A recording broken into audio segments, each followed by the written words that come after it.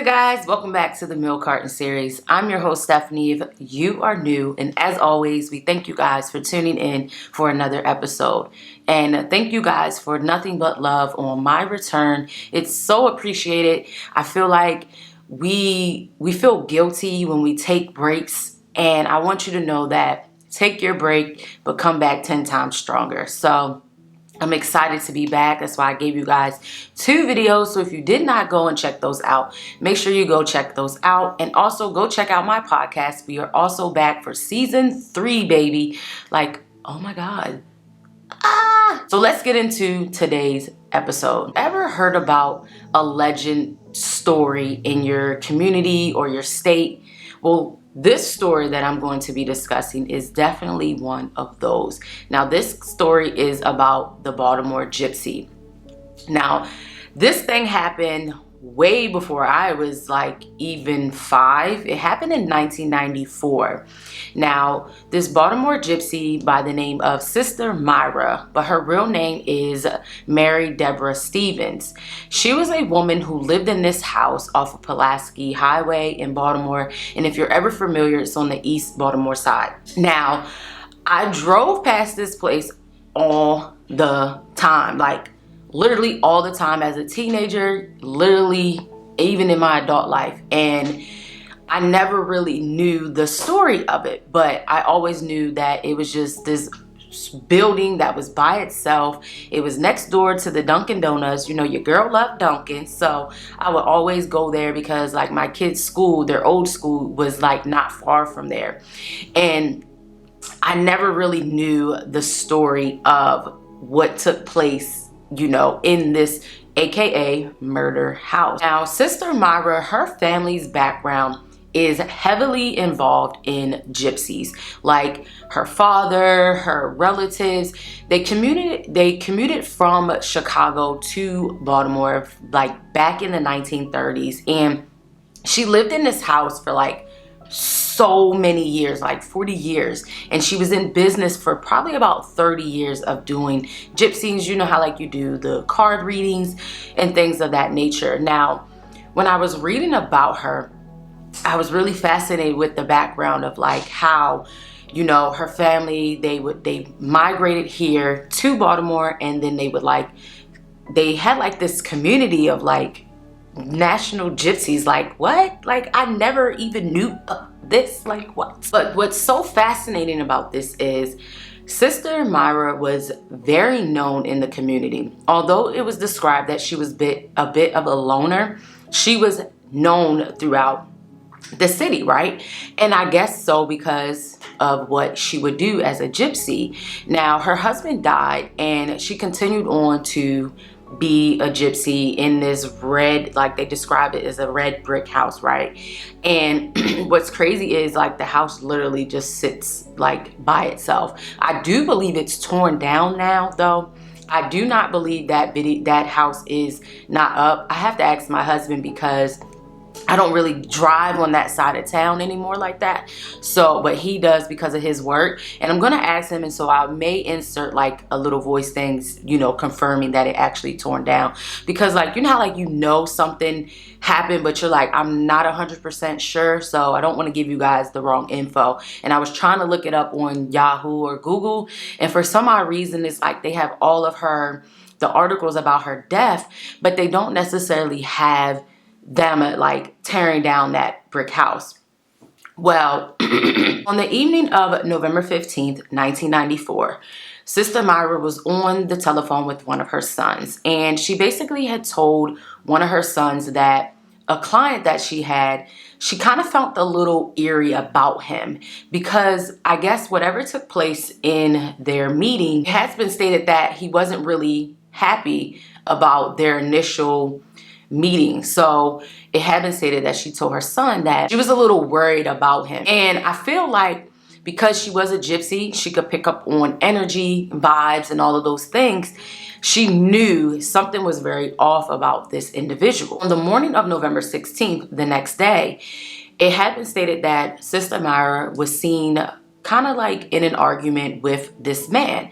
And it had been stated like it happened around 9:30 in the morning. But shortly after, there's not really an accurate time of when her son came to her house, but it has been stated like around right soon after this disagreement, the son came to check on his mother.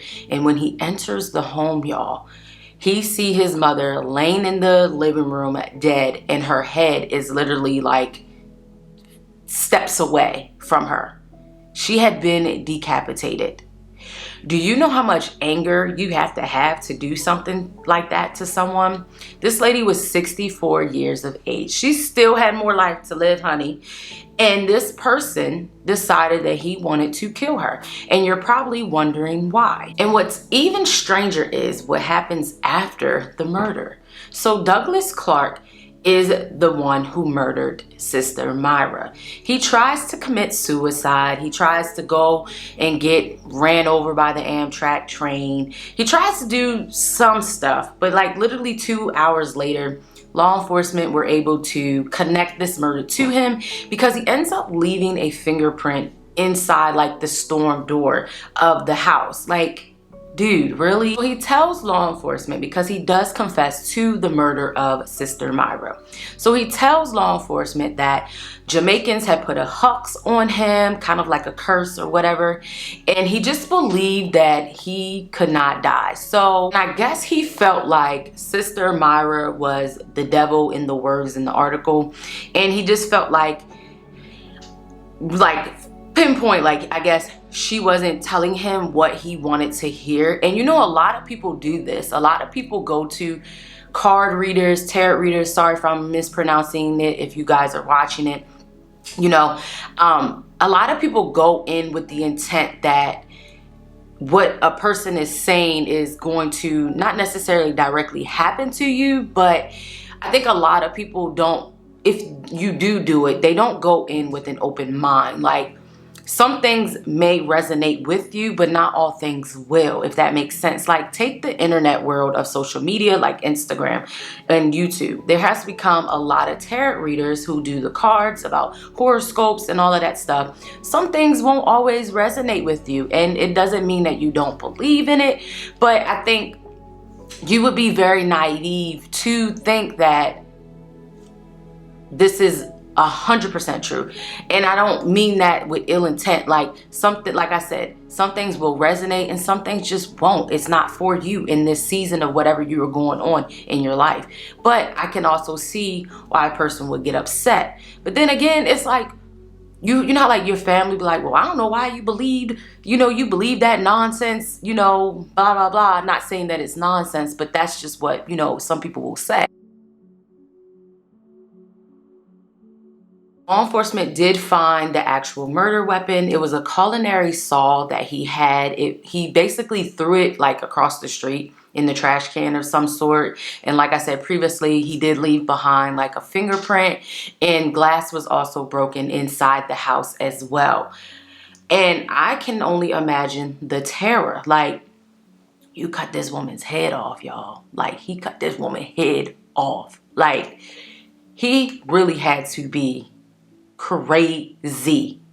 Like, stretch that Z and the Y out. The judge on the case basically said that he needs to go and get checked out by a psychiatric, and it had come back that he was actually schizophrenic, but they did state that he was competent enough to understand any charges that were going to be against him. So on April 24th, 1995, he pleads guilty but not criminally responsible to first-degree murder and, having this deadly weapon.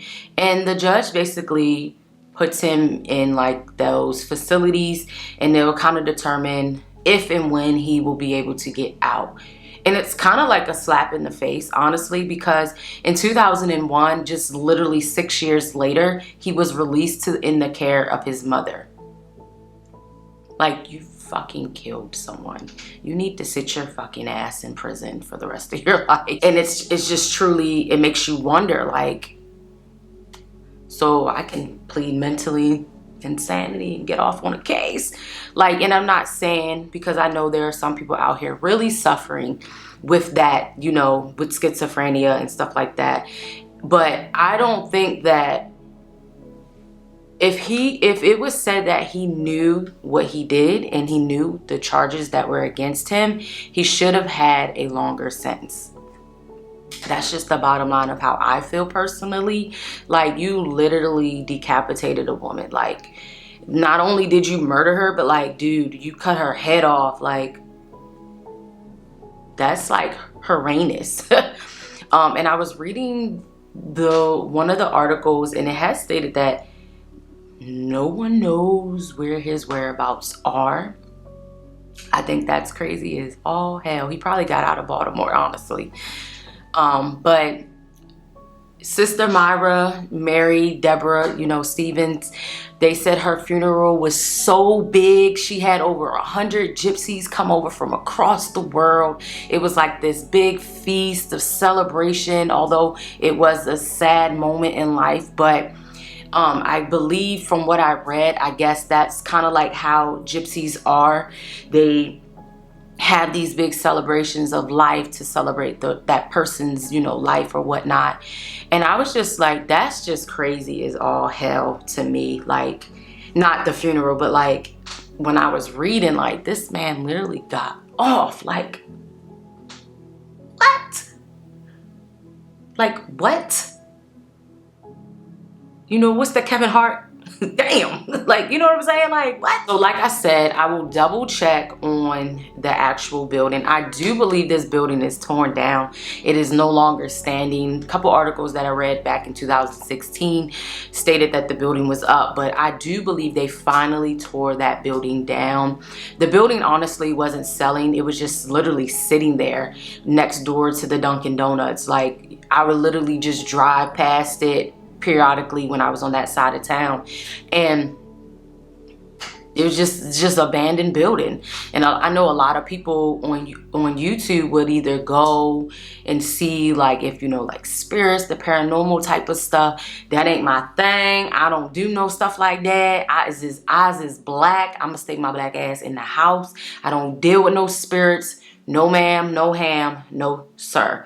Like, that's one area of my life I just don't. I'm not doing that. Nah. No, thank you. Do not ever invite me if that's what you want to do. I'm not reaching out to no spirits. I don't want to meet no spirits. I'm content with just missing my loved ones, okay? And we're going to leave it there. Because when you open that door and you open that side, yeah, I'm just not for it. But that is the crazy, most legendary story of the Baltimore Gypsy. This story has been around for decades. Like, I'm telling you, like, growing up, my family would talk about it. People I met would talk about this story. So if you're ever in the Baltimore area and you want to go visit the lot, because I do not believe it is still there. It's literally, look up Dunkin' Donuts off Pulaski Highway, and you will definitely find it. The lot is still there. They have not put anything on that lot since either tearing it down. Even when the building was still standing, they never did anything with that building. I mean, who the hell would want to move in that mother freaking house? I know I wouldn't. No. No ma'am, no ham. But that's today's episode, guys. I thought it was a really cool video, despite the sadness of it, to discuss like something that happened here in Baltimore. I mean, there's so many other things that happen here in Baltimore, but But as always, guys, thank you for tuning in. And don't forget to send any recommendations that you have. I do love talking about those legendary videos, just like the hotel. It's like the hotel in California, and I can't get the word out, but you guys know what I'm talking about, that I covered. I do love talking about like those mysterious places, or like people who vanish and you just don't really know what happened to them. So yeah. But as always, guys, thanks for tuning in, and I'll see you in the next video. Bye, guys.